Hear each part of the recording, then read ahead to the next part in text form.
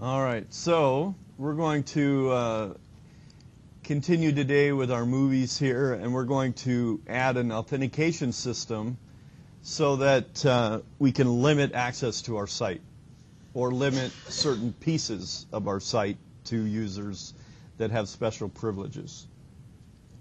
So there's a gem for that. There are lots of gems for that. And everybody likes to do it differently. There's pros and cons to each one. I like this one called the Devise gem. So if we just look up Devise gem, this is the first one that comes up. And there's also a Railscast on how to use this. I haven't mentioned Railscasts earlier, but these are really good video tutorials on how to do something simple, like a 10-minute tutorial on Devise or a 10-minute tutorial on something else. Really useful information. He's really good at that. So the Devise gem is what we want. And this has everything about what it does. And it shows you down here with the getting started. All right? So we want to, as normal, if we're going to do something with a gem, we need to add it where? Gem file, right? So all of these do the same thing. We're going to say gem devise. And then we're going to, how do we tell our project that we're using that now? Bundle install. Bundle install.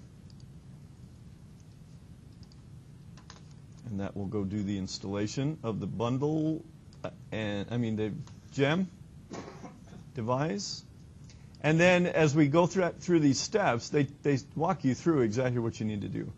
So we need to run one of their generators. They created a generator to help with the installation because this deals with a lower level version inside the Rails stack called the rack system. And so it's actually below the HTTP requests. It handles everything at a lower level. So if we go back and look, we should be seeing, all right, it installed 3 different gems. The Devise required these other 2 gems to be installed, so it did all that for us. And this bcrypt it installed. And that's it. All right? Bcrypt is used to encrypt the passwords of the users so that they're not stored anywhere in the database as clear text. That would be a bad thing, right? Somebody hacks in your Rails site and downloads your database, they can't get your password. All right, so the thing says to do a generate and devise : install. So since we added the gem, we can run this Rails generator, and it already knows now that devise is used. So I can just say run a generator and run this devise install. All right? And it doesn't have any other arguments to that. So I just say, okay, thank you. I can't think of that word, argument. So it's going to go do and put files in the right places that it needs it for. And it gives us this information about what are the next steps. All right, so it created a couple of files for me. It said that we have to change our mailer, and we'll have to make sure that we defined a root URL. You guys have done that, right? We did that root 2 already. You should have by now. Make sure that you have flashes installed somewhere in your layouts. And we're not doing anything with Heroku, so we don't have to worry about that. And it talks about how we can get at the views, which we'll do later. So the next thing we want to do is run another generator to create a model. Remember how we created a person model? We want to create a model that the Devise gem knows about. And the Devise gem is going to create all these columns that are necessary to have a user database. All right, so we're going to do, this model is whatever we want to call it. So typically we call it user, right? We're going to call it user. So Rails generate devise user. So we come up here and do a generate again. Devise by itself. The argument is going to be user. And we say OK. And it's going to go out and create the migration file for us that sets up the database necessary for this. And it creates a user model and some tests, and that's it. All right. So let's look at the migration file.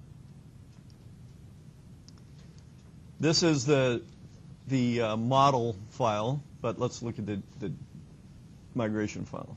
All right. So this is all of the fields that it needs to create, depending on what you want it to do.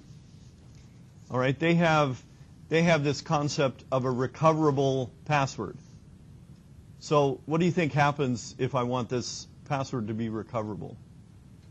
You've seen it on other sites. What happened? I forgot my password. So what does it do? It sends you an email with a link, and you click the link. It's got all this garbage at the end of it. You click the link. You come back to your application. It pairs up the link with what your password, your email address was, and it says, okay, type in a new password, right? So that's recoverable. Rememberable, what do you think that does?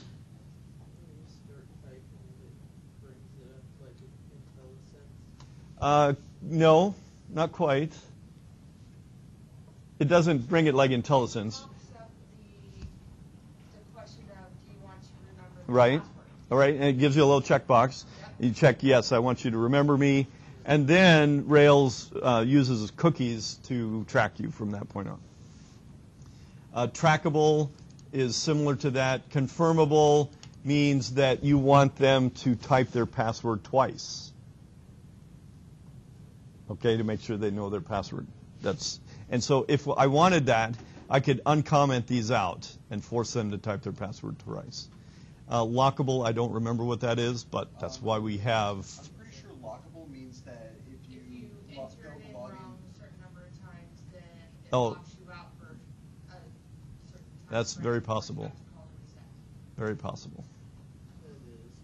So it's all in here in the documentation. So you go find it if you want to do that. So I'm going to stick with the standards here. Rememberable, recoverable, and this authenticatable using our email address, and it sets up all of the fields that it needs along with some timestamps. It also adds an index because we're going to be looking people up by their email address, right? And also very likely by this reset password token. So those are indexable fields that we might have. All right, so I have my migration. What do I do with my migration? DB migrate. All right, so I do my DB migrate.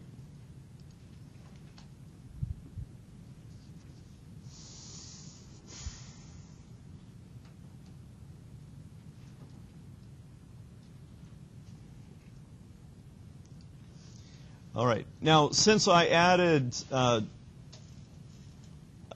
new table and I added a new gem, I'm going to stop and restart my server. When in doubt, stop and restart. So I think it's safer to do that now. And let's look at what else it changed.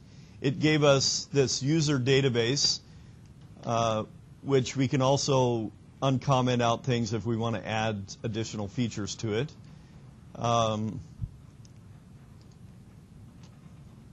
It modified our routes file and added this line of code here.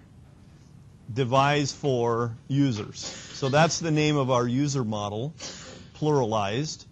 And this devise for is a method in the devise gem. And this sets up all of the routes necessary for dealing with this user's model. So let's go look at those. Let's run the rake routes command. And let's see all of the new routes that it gives us.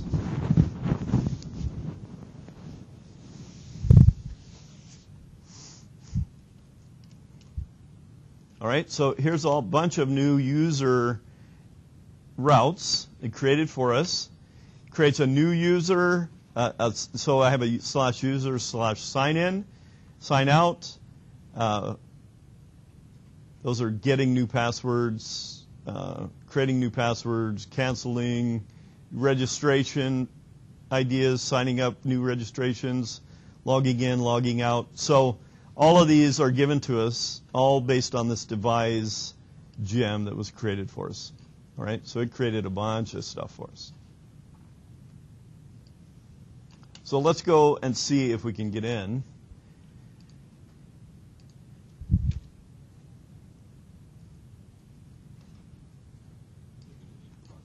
I'm going to need a proxy for that.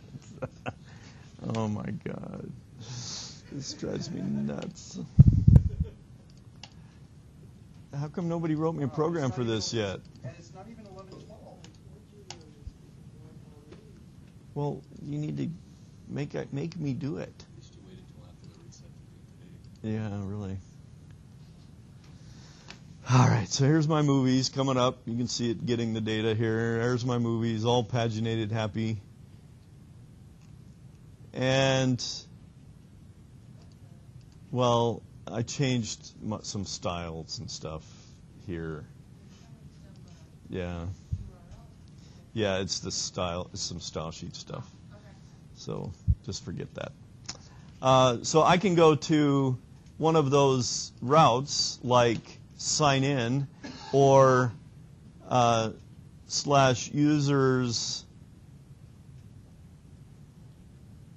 Let's see, new user registration would be /users /sign up. All right? So I can go to /users /sign up. And it comes up with a page already for me and this is auto-filled from my Chrome, right? So it's getting my username and password from somewhere. And so this is signing up. So I need to create a password. So I'll create a password. And notice because we left the confirmable in there, it makes you type the password twice. So I say sign up. All right? Password is too short. So it already has some validations built into this, and which we can modify, but it says it has to be at least 8 characters. So now I got to come up with a new password. Add another 42 to it. Yep, add a bunch of 42s. There we go. All right. So I did that on purpose. Sure. To show you that they didn't match, so it came up with an error. So it's already doing the validation, which I can style, of course. I can style that however I want.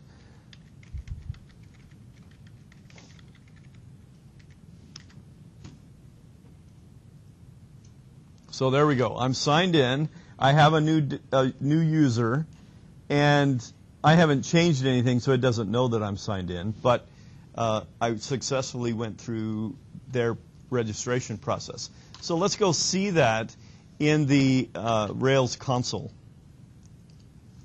Remember, the Rails console lets us do IRB-ish kind of stuff and look directly into the database. So I can say something like users.all or user.all, sorry. And it finds that, hey, there in fact is one user whose ID is 1. His email address is here. His encrypted password is this garbage. ... because it's a lot longer, I think. Reset password token is nothing because I didn't ask for that. Remember created at doesn't have that. Sign in, I've signed in once, and I currently signed in here, and this is the IP address that I signed in at. Isn't that nice? Because a lot of authentication people or places like to know what IP address the person is posting all the spam to my site from, right? So they use that IP address a lot. And this is the last time where they signed in from, and the created date and the updated at. Those are the standard Rails timestamp columns. Okay, so I can say I can look at all this data. I could say a.email. I can say that's really the only useful information. A.IP.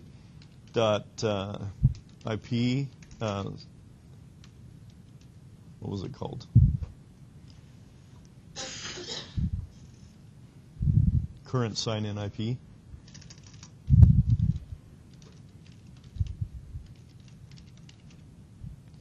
And I can get any of the data, it's a normal model that's built into Rails now as a separate table. Pardon me? Which the FBI can use. That's right, absolutely. All right, so I've got all of those options in here for my users. So did I lose my routes? I did. Where's my routes? So let's run the routes again. And we can start to modify our views to display information or not, right? Depending on whether they're logged in or not. So let's go back to this devise help file. And we can start to use some of these in our controllers, okay? So they have this method that they've written called authenticate user bang, exclamation point, right? That means force them to authenticate before you do anything else, all right? So we do this in what they call a before filter. Did you guys run that in the zombies? Okay, so a before filter happens, let's just copy this, and let's put this into our controller for our movies. And we can say, before filter, we want to run this authenticate user method before every action inside of this controller. All right? So that's one thing we could do. Or we could say, some of these are okay, right? They might want to be able to see an index of the movies. They might want to be able to show, but we don't want them to have access to the new or the edit or the create or the update or the destroy, right? So we can put some modifiers on this like they've done up here in this before action. So we can say only use this array of symbols here. I only want to authenticate, well, let's do it this way. To show you a different way. I can use this accept command. I want to do it on everything except the index and the show page. All right, so those are the only two that I want them to have access to, the index and the show page. So if they don't log in, they should still be able to see the index and the show page. If they're logged in, then it's not going to call, sorry, start over. If they go to the index method, it's not going to index. It's not going to force them to authenticate. If they go to a new method, it will force them to authenticate. All right, does that make sense? So I'm going to authenticate everybody for every method in here except for these two methods. That's what that's showing. All right. So let me open up a new browser. Firefox, because this browser has not been authenticated. And let's go to movies. And it shows me, I'm not logged in, it shows me all of this information. If I click on new movie though, it says, uh-oh, you need to authenticate. So it automatically brings up my sign-in page. I can sign in, and then it will take me to the new method. But it blocked me at that point from going any further. I can also do the show. I'm not going to log in yet. Let's go to the show page. Boy, my styling really got messed up. I can go to my show page. Looks fine. I try to edit this. You're not authenticated. I'm not going to let you do that. It forces you to sign in first. If I try to sign in and it doesn't have me any information here, it just keeps doing this. It's not going to let me into that function. All right. And, here's the rememberable. This is the remember me.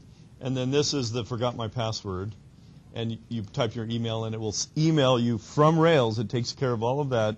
Emails that token off to you automatically for you. Sweet, eh? And can you set the actual wording of the email yes. Sent out? Yes. It's got some standard stuff, but you can. On that last page, you had a button. Sign up and sign in. Well, if you haven't registered on the site, I want to be able to sign in, right? So I'm sign up. So I'm registering a new user here. Okay? So any questions on all of that we did so far? I guess what's the point if anybody can sign up for anything? Well, that's what we'll add this admin user. That's why we'll add another layer on top of this. Okay? It's all up to you how much detail you want to allow them into this. We need to pass it like an IQ test. An IQ test. For Aiken rights.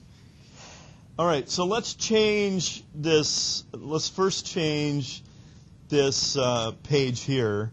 I'm logged in here. You can't tell, but I'm logged in. So I want to change this link to show that he's logged in. And I would change this to be what? Log out, right? So, and I need to change that link to go to their sign-up page instead. So that's why I ran this routes again. So we'll be using some of these methods in our link to. All right.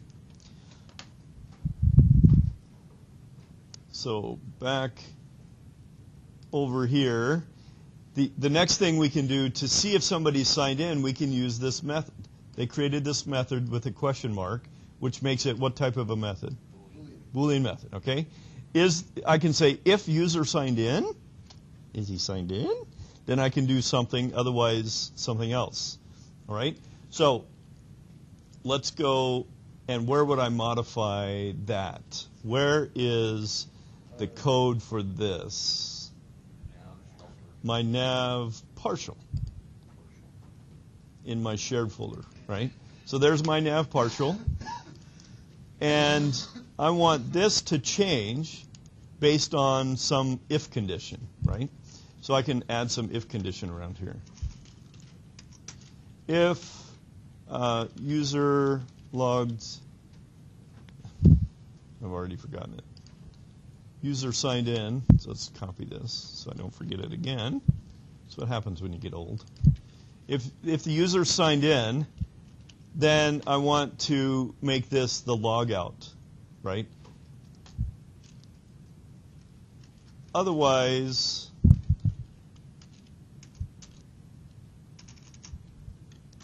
else, I'm going to do this piece of code. And I've got an error up there. We don't need an equal sign here. So I'm going to do, wow, that was slow. I'm going to, add in a link to, if they're signed in, this should change to log out, right? Log out. So let's go look in our new devise. What path goes to log out? Or at least what it's called. This one here, right? So we call the method destroy user session path, right? So we're going to call this destroy user session path. That will destroy the user and essentially make the guy not logged in anymore, right? Not the user record, just their session, because it tracks this all using cookies. but that's all behind the scenes. We don't see that. So this one is going to be log in, and we're going to go to where? So we go look up here. Sign in method is here. So we need to go to new user session path. Right, very good. New user session path.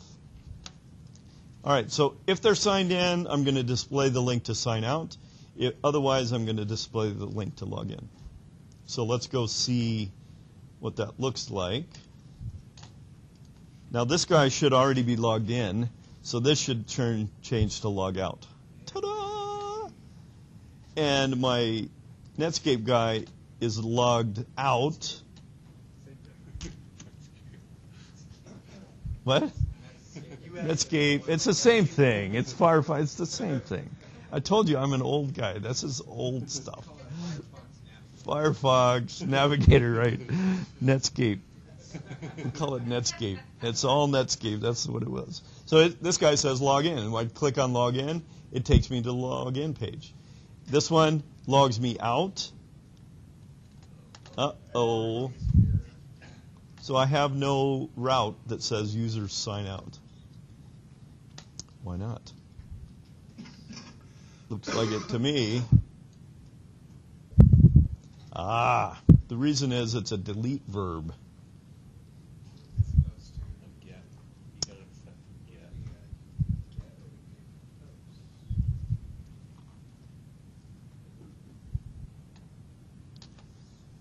They changed that from what it used to be.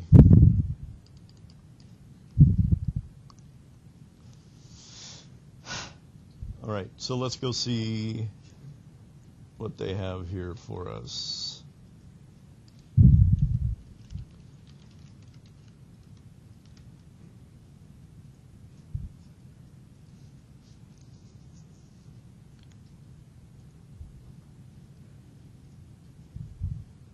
Let me pause it while I figure. All right, so here it is in the wiki page, how to add sign in, sign out, sign up links to your layout template. So this was changed slightly. I need to make the method a delete so that it uses that correct verb. So I'm going to add that attribute to my link to. So my logout needs this.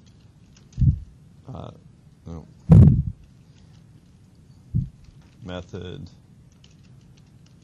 delete. Right? Method delete. All right, so that's going to write some code. We'll actually look at the source and you'll see. Let's go back and look at here. Reload that page. And let's do a logout. So it's going to go to sign out. Let's look at the source code first.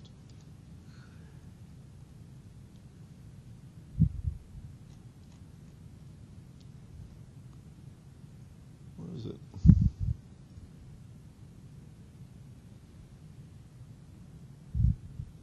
Okay, here we go. So this is the link to sign out, and it uses this data method, which is a new HTML5 property of a tag, and it uses jQuery in the behind the scenes to execute that and change this method so that it's a post with this delete property added to it, because the browsers don't support a delete verb yet, so they had to modify that. That actually turns it into a post. So let's actually do it. Log out, and there we go. So it refreshed my page, went to the same page, Desiree, same page, and I'm now logged out, and it shows that I'm logged out because it shows login here. Oh, okay. Beautiful. So let's log in again. This time we'll make it remember me. And it says log out. Look at that. I can log out. Comes back in, says log in. I can type my Dave. It doesn't remember me very well. I don't know why. Sign in. And there we go. Beautiful. All right. So also this gives us other things that we can use in this. Yep.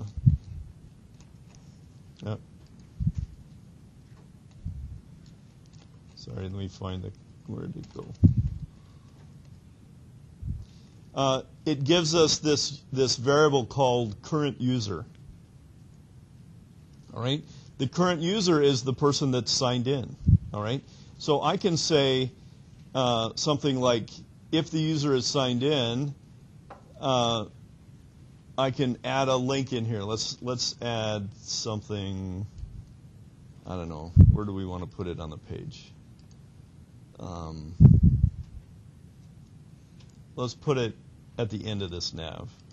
So I could say something like, if user signed in,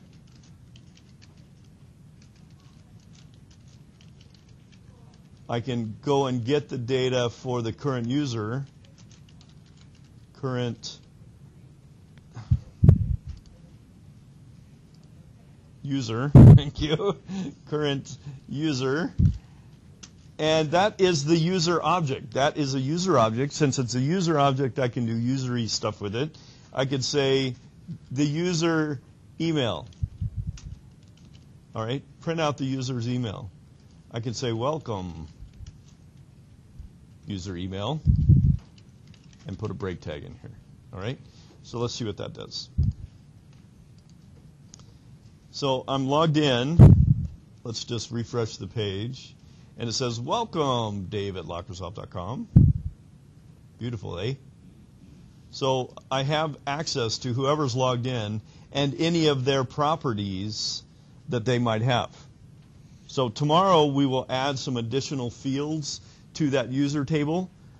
And we would do that how? How do we add data to a database? To a table structure, a migration. We create a migration that will add some more fields to the user table that we can use that might be things like an admin user, true or false, Boolean, and maybe their first and last name. We could add all of that kind of stuff to that. All right? So we'll do that tomorrow. Any questions on this? Pretty simple to add a authentication system to. Easier than PHP. Easier than PHP, yes. Absolutely. Just explain everything in one session. Yeah, it probably took a week in authentication, yeah.